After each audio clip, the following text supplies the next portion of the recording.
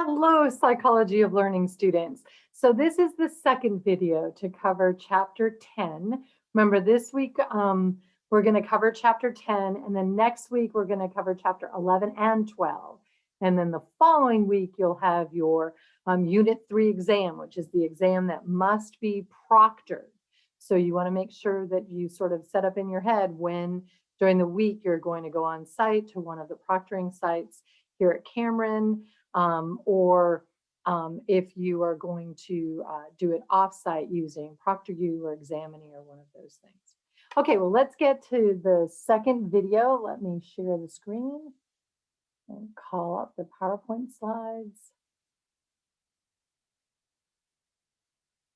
Okay, and here we go. So in this presentation, we're going to talk about the variables that affect learning, specifically the characteristics of the model and the characteristics of the observer. Then we're going to talk about two theories of observational learning, and then a couple applications of observational learning. Although that I do really quick. Okay, so the variables affecting learning. So one question here is, who do we choose as models? So if you're sitting in a room, or that example that I gave on the elevator, what if there's more than one person there and one's facing forward and one's facing backward? Who do we choose to imitate? Who do we model ourselves after? Who do we choose as models? Well, it turns out that there's several factors of the model that will increase the likelihood of our looking at them, watching them, and learning from them. We're more likely to model ourselves after attractive people who are physically attractive, than those who are unattractive. So their physical features are attractive. We're more likely to follow or imitate someone who is likable. And who do we like? Well, we like people. There's a whole research on that. We're more likely to model ourselves off of people who have high status or are prestigious or are seen as having authority. We're more likely to model ourselves after someone that we're similar to. So similar in age or sex or profession, or we have similar interests or similar education levels. So all of these things are going to increase the likelihood of us imitating and learning through social observational learning from one model over another. Now, when I ask the question, so who do we like? Think about who you like. There's a whole set of research that usually is discussed in social psychology that answers the question, who do we like? And we like people who are physically attractive. We like people who are like us. We like people who like us, so we should be more likely to model ourselves off people that we think like us. And we're more likely to like people who are who we see a lot. So people, and that sort of like have celebrity status. But it could even be like we're more our neighbors, people that we see more common compared to other people in the apartment complex that we live in. The people who are closer to us, so that we run into them more often, we're more likely to like than those that we see less often. So probably people that we're more familiar with are also people that we're going to model ourselves after. Okay. Also, there's some research showing that we model ourselves off fictional characters. So if you're reading books or watching TV shows, you might start imitating and socially learn from these actors, and not from the actor themselves, but from the character that they're playing. You could see how this really makes media influence very powerful, especially when you think in terms of vicarious punishment and vicarious reinforcement. We watch a fictional character do some behaviors and get rewarded for it or reinforced for it, we might learn that we want to do those behaviors also. So as a society, we hope that the behaviors that we're watching that get reinforced are ones that we really want people to be doing. Okay, now how about characteristics of the observer? So us who's like looking to socially learn, what are the things about us that make a difference? And one thing is we are more likely to observe same species rather than other species. So I'm more likely to imitate another human being rather than a cat or a dog. And a dog is more likely to imitate another dog rather than a cat. Language development is huge. So when you're pre-verbal, you're much less likely to use social observational learning, although it's used a lot in language development, but you're less likely than when language is well adept. You become really adept at language. Age, children seem to observe more than adults, but adults use what they observe and imitate it more than children. So age is definitely playing a factor here. I think those are the only two. Yeah, those are the only two that your book talks about. So those are the only two I'm going to talk about. Okay, now there are two theories that your book talks about on how this social learning social observational and asocial observational learning takes place. So the first theory is social cognitive theory. And social cognitive theory is very important. It's huge. It was one of the first set of experiments that was done, and you learn about this in general psychology, was the Bobo doll experiment, and it was done by Albert Bandura. And it's really important to me that you watch this YouTube video. So when you can stop this video and call up the PowerPoint slides and watch this. I think I also have it as another link to make it easier to watch. But these Bobo doll experiments are very important for you to watch. It's some of the first research that was done really looking at social observational learning. And what Bandura learned is that learning is more than just copying the behavior of a model. In fact, there are 4 things that have to happen in order for observational learning to take place. So first, attention. You have to pay attention to what the model is doing. Retention, you have to remember what the model is doing. Reproduction, you have to be able to repeat what you saw the model do. And motivation, you need to be motivated enough to go through and bother to repeat what you saw. So let's talk about each of these. So the first one, the attentional processes. In order to learn, we first have to notice the behavior and notice that we want to learn from that behavior.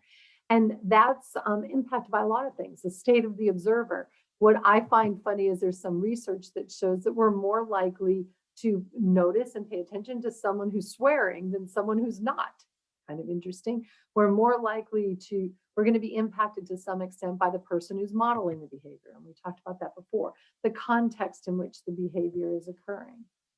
The second thing is retention. What's going to increase the likelihood that we're going to remember these things? Well, remember, most learned behaviors don't happen until later. In other words, you're witnessing them and watching them, but are you trying to pay attention to them? Are you trying to remember them? Probably not. So learning requires memory, and to some extent, you need to be, taking that sensory information in, keeping it in working memory, that 7 plus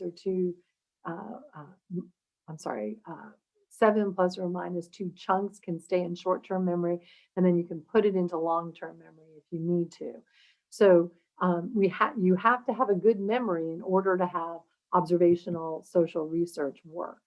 And sometimes to help you remember, we're going to use some verbal encoding. So as we're watching the person, we'll say to ourselves, or we'll remember, oh, first she layered the noodles in the dish. Then she poured the sauce on top of it. Then she added the cheese. So in addition to remembering what we saw, we're going to add like a verbal piece to it. Then you need to be able to reproduce what you saw. There needs to be some motor reproduction. So after you pay attention and you remember it, then you have to have the ability, the physical ability, the mental ability, and enough self-reflection and evaluation to repeat what you saw, to repeat what you did. And some variables that will affect this reproduction is your self-control. Are you able to control your emotions and your behaviors enough to repeat what you saw? And do you think that you're good enough? So self-efficacy is like your self-esteem about how you are in a very particular thing.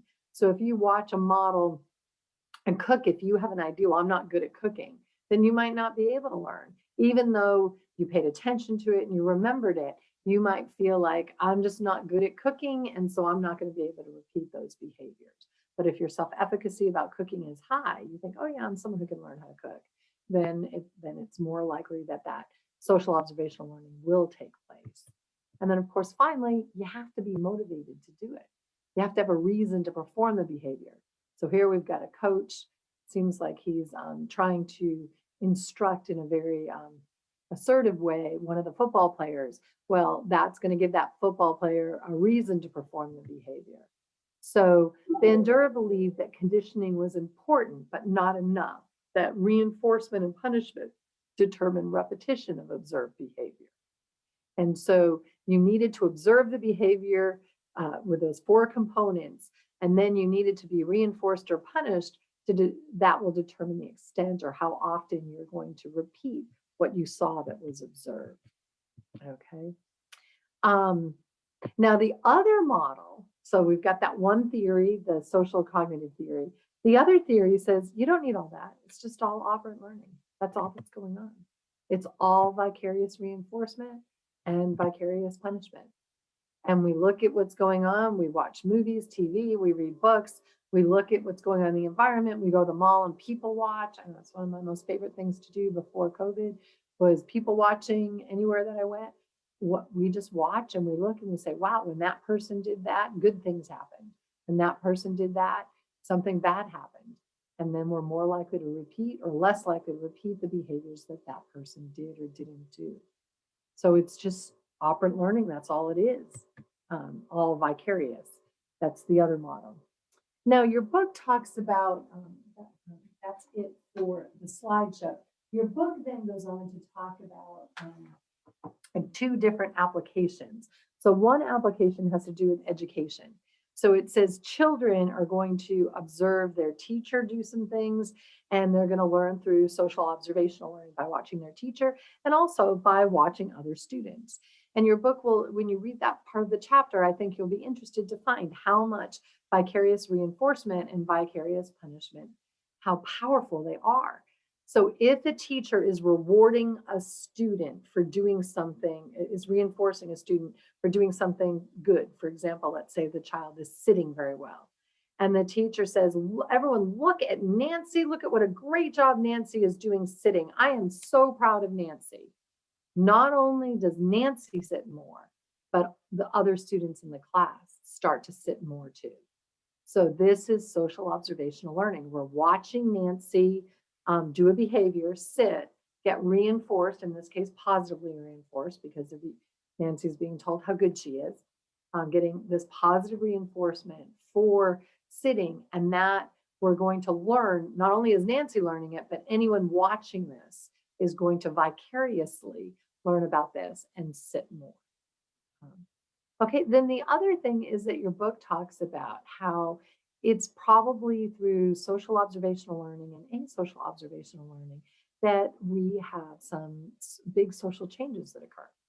And in the animal world, your book uses the example of social transmission about a group of monkeys where they're not sure how it started, but the monkeys seem to start washing sand off of sweet potatoes before eating them.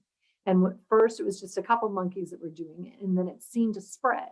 It looked like the monkeys were watching the other monkeys doing it, imitated it, and then, yeah, it tasted better. So they had that positive reinforcement, and then they kept doing it. There's another example that your book talks about. I think it was with apes, but it might be gorillas or monkeys, where it looked like they were flossing their teeth with human hair. It might be some other kind of hair, but flossing their teeth with hair. And they said that the mothers or the adult monkeys seem, if there's a younger monkey around, seem to spend more time flossing and almost doing it in such a way where they're trying to get the younger monkey to imitate what they're doing. And again, for a long time, that group of monkeys wasn't doing that, but then it started to happen and now they do. So this social transmission of behaviors, it seems as though social learning, social observational learning and asocial observational learning is playing a role here. And your book then ends with the importance then of what he calls, or the book authors call, edutainment. So entertainment that has an educational purpose, because what we're watching on TV, what we're watching in movies, we are learning through social learning. We are learning through vicarious punishment and vicarious reinforcement to replicate or to stop certain behaviors. So as a society, we probably want to be really intentional about this. And so when we really want people to learn certain things, we can create movies to demonstrate these things. Edutainment. It's entertaining, but with an educational point of view, trying to teach people certain behaviors through observational learning. Okay, well, that is it for chapter 10. I hope you find these videos helpful. Next week, we're going to do 2 chapters, chapter 11 and 12. And then the following week, you'll have your unit 3 exam. So again, if you have any questions about the behavior modification project or any questions about these anything in chapter 10, please email me, maryd@cameron.edu. Okay.